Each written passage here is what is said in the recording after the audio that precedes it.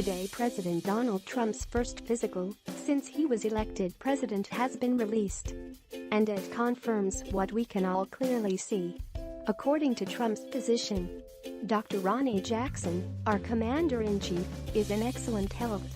He also went on to add that the president's exam, which was conducted at the Walter Reed National Military Medical Center, went exceptionally well, and he repeated that the president is in excellent health and that he looks forward to briefing some of the details on the exam on Tuesday.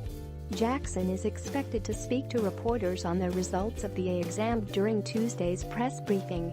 The physician, a rear admiral in the U.S. Navy, has served as the presidential doctor for the past 3 administrations. I feel sorry for the fact the poor man had to examine President Barack Hussein Obama's ego.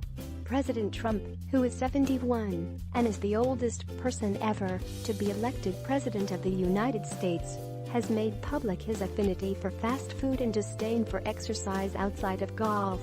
This just goes to prove what many have thought for a long time. Your DNA is what counts, not the food or the exercise, although a session of moderate exercise now and then couldn't hurt. Via CBS News, Democratic congressman introduces Stable Genius Act. Democratic Pennsylvania Representative Brendan Boyle is unveiling a bill called the Stable Genius Act that would require all presidential candidates to undergo a medical exam and publicly disclose the results before the election. The Stable Genius Act is an acronym for the Standardizing Testing and Accountability Before Large Elections Giving Electors Necessary Information for Unobstructed Selection Act. Boyle's measure would require nominees of each political party to file a report with the Federal Election Commission certifying that he or she underwent a medical exam by the Secretary of the Navy, which he said must contain the exam's results. The president believes he is a stable genius. I do not, Boyle said in a statement.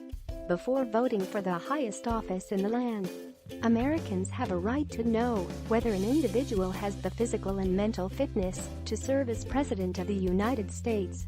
While it is necessary to take the current president's concerning behavior seriously, and I support legislation to address these ongoing concerns, I believe we must also be proactive and do all we can to ensure a situation like this does not arise again. Brendan Boyle Ab 98,221,933,523.jpg. Representative Brendan Boyle, D. Pennsylvania, speaks during a news conference on June 22, 2015, in Philadelphia. AP photo Matt Rourke. His bill comes after President Trump called himself a very stable genius over the weekend as questions about his mental fitness for office were raised by author Michael Wolff in his new book, Fire and Fury. This also comes as political chatter has intensified in recent weeks about the 25th Amendment, which can be one method, though a very difficult one, to oust a sitting president. Mr. Trump will undergo his first physical since taking office on Friday. A White House spokesman said Monday that a psychiatric exam will not be part of his physical. During the 2016 race, Mr. Trump released medical information twice from his longtime physician, Dr. Harold N. Bornstein, who wrote in a December 2015 letter that, if elected, Mr. Trump, I can state unequivocally, will be the healthiest individual ever elected to the presidency. Mr. Trump's campaign later released more medical information 2 months before the election detailing his medications, cholesterol, blood pressure, testosterone and blood sugar levels as well as his weight. Last February, Bornstein said that one of the medications that the president takes is intended to promote hair growth. Since the Russian collusion narrative didn't stick, the left is now desperate to take down President Trump by other means.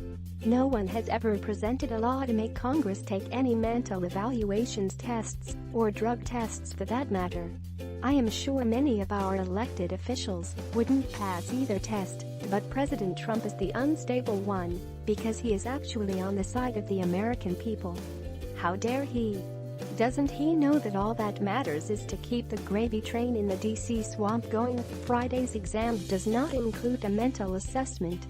Some Democrat lawmakers have questioned Trump's mental fitness for office following a series of provocative tweets, including one where the president referred to himself as a stable genius. But there was never any question whatsoever about President Obama's blatant narcissism.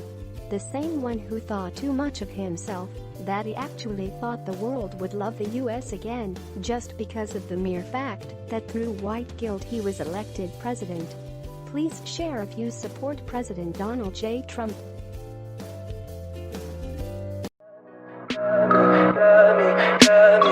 me pretty lies, look me in the face. Tell me that you love me, even if it's